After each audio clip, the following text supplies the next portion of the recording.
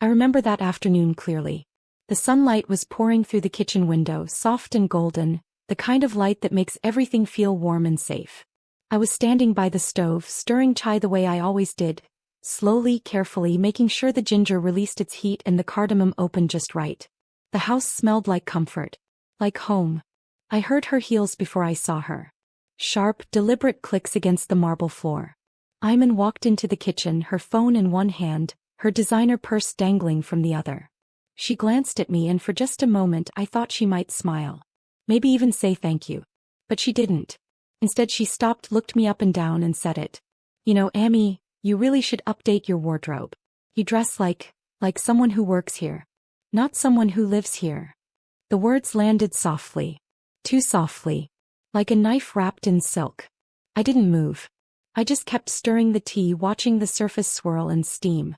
My hand was steady but inside something cracked. Not loudly. Not violently. Just quietly. The way old glass breaks when no one's watching. She didn't wait for a response. She just turned and walked away, her heels fading into the hallway. And I stood there alone again with the sound of boiling tea and the echo of her words filling the silence. I wanted to say something. I wanted to ask her what she meant. I wanted to remind her that I wasn't a stranger in this house. I was the one who built it. But I didn't. I just turned off the stove, poured the tea into her favorite cup, and carried it to the living room where she sat scrolling through her phone. She took it without looking up. Without a word. Without even noticing the way my hands trembled just a little as I set it down. That night, I lay in bed staring at the ceiling, replaying her words over and over. You dress like someone who works here. I wondered when I had become invisible in my own home. When had my simplicity become something to mock? When had my son's wife started seeing me as less than? I closed my eyes and let the tears fall. Not because I was weak, but because I was tired. Tired of shrinking. Tired of staying quiet. Tired of pretending that words like hers didn't leave bruises. But even then, deep down, I knew something she didn't. Something no one in that house knew anymore. I wasn't always this quiet. I wasn't always this invisible. There was a time when I walked into rooms and people noticed.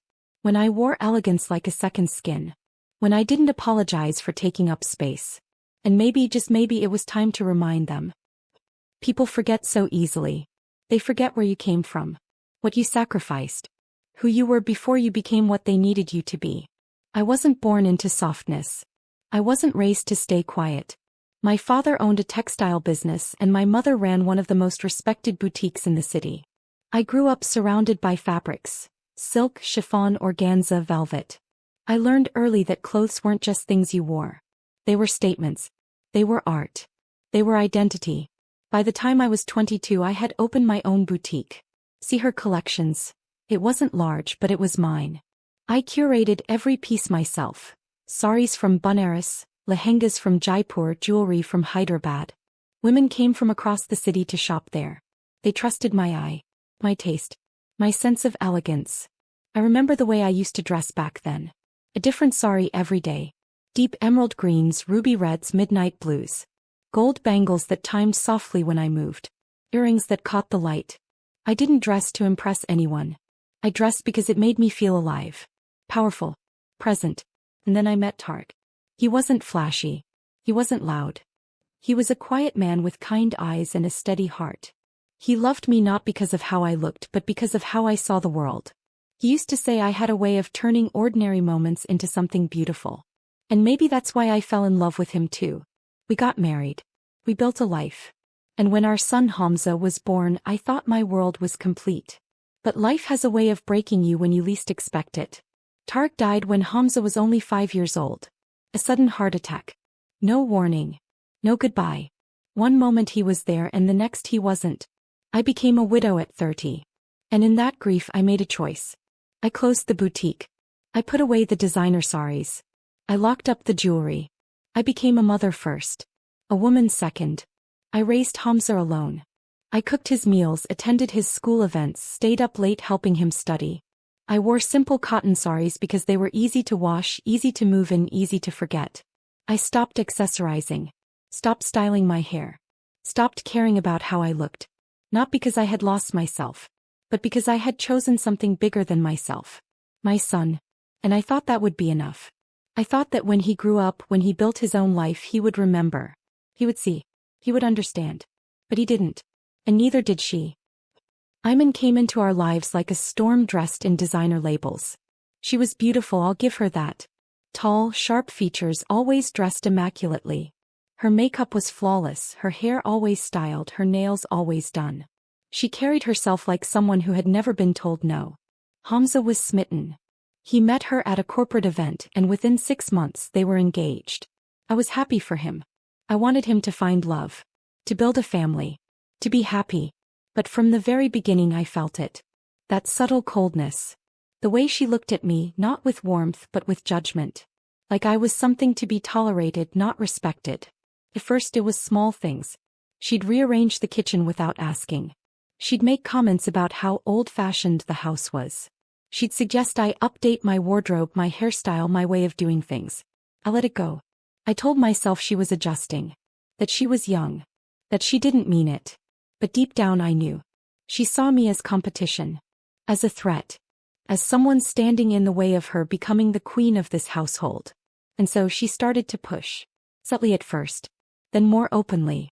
She'd make jokes about my saris in front of Hamza. "Amy, don't you get tired of wearing the same colors?" she'd say with a laugh as if it were harmless. She'd buy expensive clothes and leave the price tags on, making sure I saw them. "This was on sale," she'd say. "Only 50,000 rupees." She'd invite her friends over and introduce me with a smile that didn't reach her eyes. "This is my mother-in-law," she'd say. "She's very traditional." Traditional. The word became a cage. I watched as she slowly took over the house. She redecorated the living room. She hired new help. She made decisions without consulting me. And Hamza? He said nothing. He smiled and nodded and let her do whatever she wanted. I told myself it didn't matter. That I didn't need to be in control. That this was her home now too. But it did matter. Because every time she dismissed me, every time she made me feel small, a part of me disappeared. And I started to wonder, was this what I had sacrificed everything for? To become invisible in my own home? It was a Thursday evening when everything started to unravel. We were hosting a small family dinner. Hamza's cousins, his aunt, a few close family friends. I had spent the entire day cooking biryani, korma, kebabs, kheer. I wanted everything to be perfect. I wore a simple cream-colored sari. Clean. Modest. Comfortable. Iman, of course, wore a stunning black and gold outfit. Her hair was styled in soft waves, her makeup bold and precise. She looked like she had stepped out of a magazine. Everyone complimented her. And she smiled, gracious and glowing. No one said a word to me. Dinner went smoothly at first. People ate, laughed, shared stories. I stayed in the background, refilling dishes, clearing plates, making sure everyone had what they needed. And then Iman said it. She was talking to Hamza's aunt, laughing about something, when she glanced over at me and said, "You know, Amy works so hard in the kitchen. She's like our live-in cook." The room went quiet for just a second.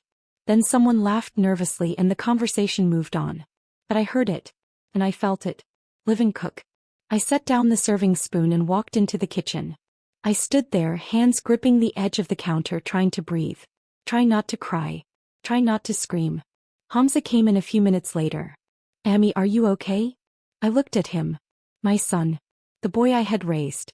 The man I had sacrificed everything for. "Did you hear what she said?" He hesitated. "She didn't mean it like that." "Then how did she mean it, Hamza?" He looked away. She's stressed. Work has been hard. She didn't mean to hurt you." I nodded slowly. "Okay." But it wasn't okay. And we both knew it.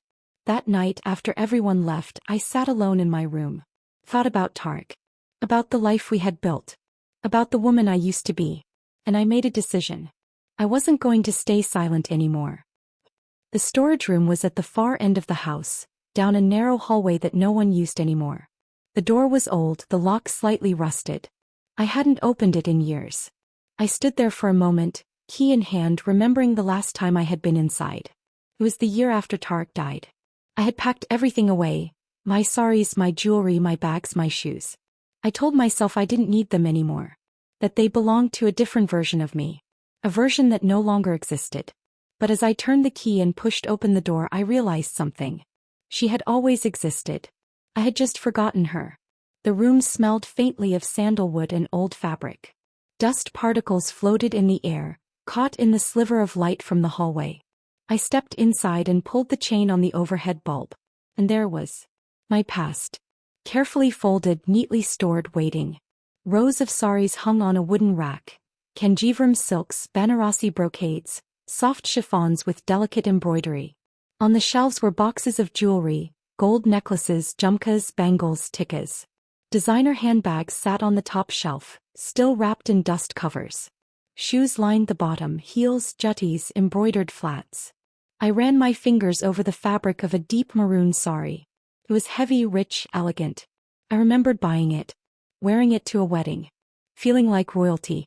I pulled out another, a peacock blue silk with gold threading along the border. And another, a soft lavender chiffon with mirror work.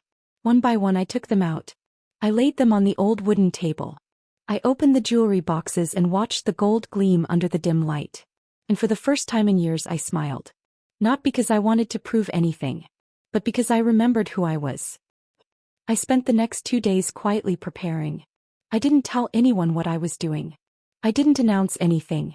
I just existed in my own space, in my own truth. I chose a sari, a deep emerald green kanjivaram with gold borders. It was elegant, timeless, regal. I paired it with a matching blouse, gold jhumkas, a delicate necklace and bangles that chimed softly when I moved. I stood in front of the mirror for a long time. At first, I barely recognized myself. But then slowly I saw her. The woman I used to be. The woman I still was, underneath all the silence and sacrifice. I styled my hair, applied a soft layer of makeup and slipped into my heels. And then I walked out. The family gathering was already underway. Hamza's aunt had come over with her daughters. A few neighbors had dropped by. Ayman was, as always, the center of attention, laughing and chatting in a chic white outfit. I stepped into the living room quietly, holding a tray of tea. At first no one noticed. Then one by one heads turned. Hamza's aunt stood up, her mouth slightly open. See her. Ayman's smile froze. Hamza blinked, clearly confused. I set the tray down gently and smiled. Please have some tea. Hamza's aunt walked over, her eyes wide. Sir, you look stunning. Absolutely stunning. I forgot how elegant you used to be. Used to be. I said softly. I never stopped. I just stopped showing it. One of the neighbors gasped. Is that a kanjivaram? See her, this must be worth. Quite a bit, I said calmly. I bought it years ago. From my boutique. Ayman finally found her voice. Your boutique. I turned to her, my expression calm, my voice steady. Yes. I owned a boutique. See her collections. I was quite successful actually. Hamza stared at me. Emmy, I didn't know you still had all of this. You never asked, I said simply. The room fell into a strange, heavy silence. Compliments poured in from everyone. Everyone except Ayman, who sat stiffly, her fingers gripping her teacup a little too tightly. I didn't gloat. I didn't rub it in. I just stood there, present, visible, unapologetic. And for the first time in years I felt like myself again. Later that evening, after everyone had left, Ayman cornered me in the kitchen. Why didn't you tell me? She demanded, her voice tight. Tell you what? I asked calmly, washing dishes. That you used to be like this. That you had money. That you were successful. I turned to face her. Would it have changed how you treated me? She opened her mouth, then closed it. I dried my hands slowly. I didn't dress like this to impress you, Ayman. I dressed like this to remind myself. And maybe to remind you too. Remind me of what? That simplicity is a choice. Not a weakness. That I didn't become less when I chose to live quietly. I just became different. And that difference deserves respect. Her eyes filled with tears. Not out of sadness. Out of shame. I'm sorry, she whispered. I nodded. I know. I was jealous. Of how much Hamza loves you. Of how everyone respects you. I thought if I made you feel small, I'd feel bigger. I reached out and gently touched her hand. You don't need to make anyone small to feel big, Ayman. You just need to stop being afraid. He broke down then. And I held her. Not because I had to, but because I chose to. Because that's what strength looks like. Not in dominance, but in grace. Things changed after that. Slowly. Carefully. But they changed. Ayman stopped making comments. She started asking for my advice. She apologized, not just to me but to Hamza and eventually in her own way to the rest of the family. Hamza and I had a long conversation. He admitted he had been blind. That he had let things slide because it was easier than confronting them. He promised to do better. To see me. To honor me. And I forgave him. Because love isn't about perfection. It's about trying. I didn't start dressing in designer saris every day. That wasn't the point. The point was that I could. That I had the right to. That I was still her. The woman who once walked into rooms and commanded respect. And now I walked into my own home and did the same. I began wearing a mix. Some days simple cotton. Other days elegant silks. I started styling my hair again. Wearing jewelry. Taking up space. Not for anyone else. But for me. Because I had spent years shrinking. And I was done. Months later, Ayman and I were sitting together on the terrace, sipping chai as the sun set. She looked over at me and smiled. You know, Amy, I'm glad you showed me your wardrobe. I raised an eyebrow. Are you? She nodded. Because I realized something. You weren't trying to prove me wrong. You were trying to remind yourself who you are. I smiled. And did I? Yes, she said softly. And you reminded me too. That being a woman doesn't mean choosing between strength and softness. It means carrying both. I reached over and squeezed her hand. Welcome home, Ayman. He squeezed back.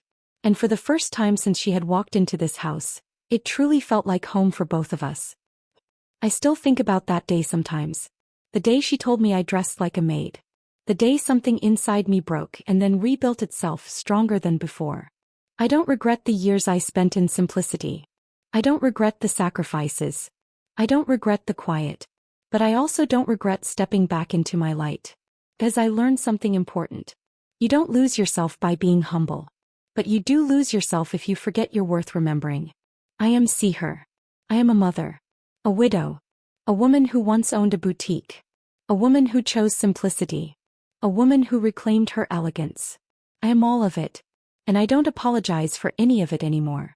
Because this is my house. My life. My story. And I will never ever make myself small again.